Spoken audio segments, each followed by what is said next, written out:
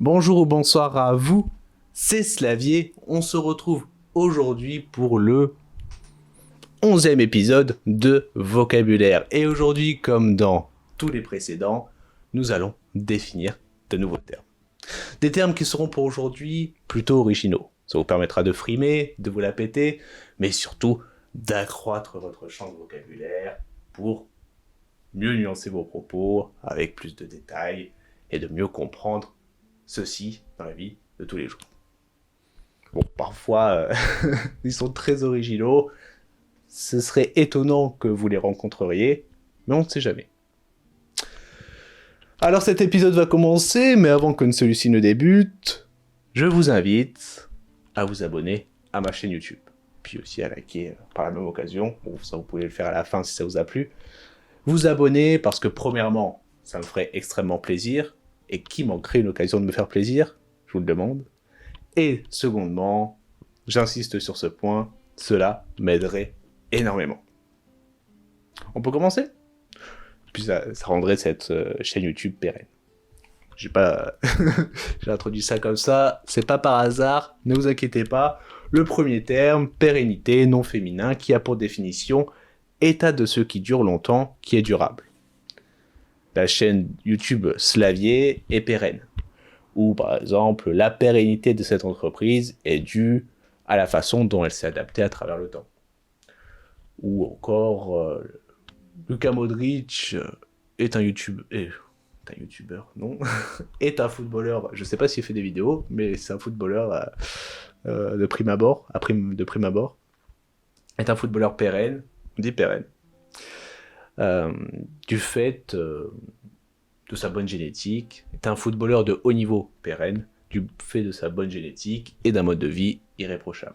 La pérennité de Luka Modric dans le football de haut niveau est due à sa génétique, un mode de vie irréprochable. Bon, second terme, on a passé un peu de temps là-dessus. Ineffable. Oui, on monte dans la difficulté. Vous inquiétez pas, on va monter crescendo dans l'originalité et dans la difficulté, parallèlement. Ineffable, qui est un adjectif qui a pour signification qui ne peut être exprimé par des mots. La beauté ineffable du jeu de Luka Modric, ou l'ineffabilité de la beauté du jeu de Luka Modric, ou la beauté du jeu de Luka Modric est ineffable. Aigrillard, qui est un adjectif qui a pour définition qui est un peu grivois, qui a un langage ou des propos osés. Par exemple, les blagues aigrillardes du comédien ont fait rire le public. Ou encore les propos aigrillards d'Anelka envers Raymond Domenech.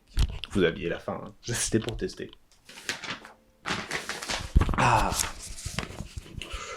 Ubuesque.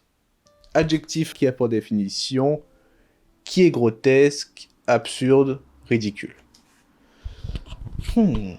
Par exemple, j'ai rêvé d'une situation ubuesque dans laquelle Domino's Pizza vendait des Big Mac. La situation... Ce serait ubuesque que Luka Modric joue à Orléans.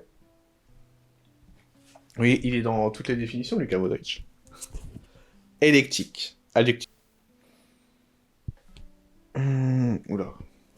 J'ai eu un moment de creux dans mon cerveau. Il a fait pause. Qui rassemble des éléments provenant de plusieurs sources variées. La façon dont mon ami supporte de façon électique le football. C'est-à-dire, en termes de footballeur, enfin de supporter de football, terme footballistique, ce serait un footix.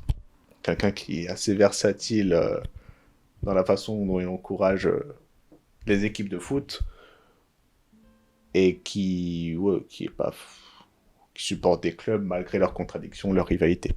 Bon, après, comme autre exemple, pourrait y avoir un homme électique en littérature. Par exemple, un homme qui lit tous les genres de littérature. Théâtral, narratif, argumentatif, épistolaire, qu'elle dit théâtre et narratif. Attends, narratif, épistolaire, argumentatif, théâtral, poétique. J'ai oublié poétique.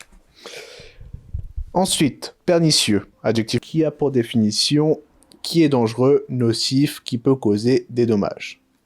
L'utilisation excessive des pesticides peut être pernicieuse pour l'environnement, ou encore pour la santé des hommes, des consommateurs, des habitants aux alentours.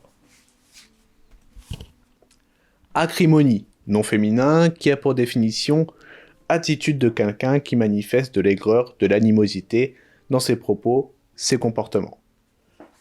Les débats, lors du second tour des présidentielles, entre les deux candidats ont été empreints d'une certaine acrimonie.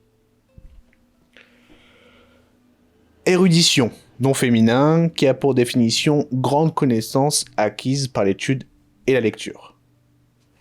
Le professeur avait une érudition remarquable en biologie, par exemple.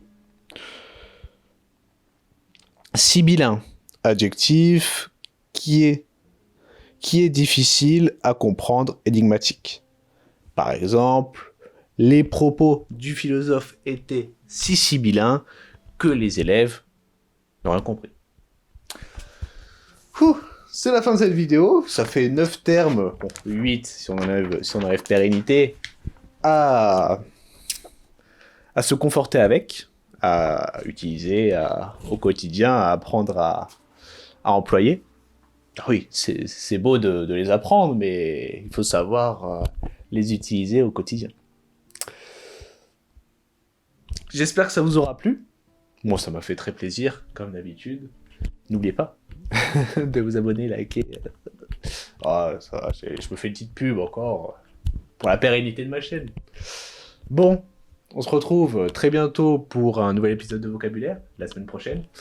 Et puis d'ici là, il y a d'autres concepts sur la chaîne qui arrivent de façon hebdomadaire pour la plupart, que vous pouvez retrouver sur celle-ci. C'est la vie. Allez, tchuss!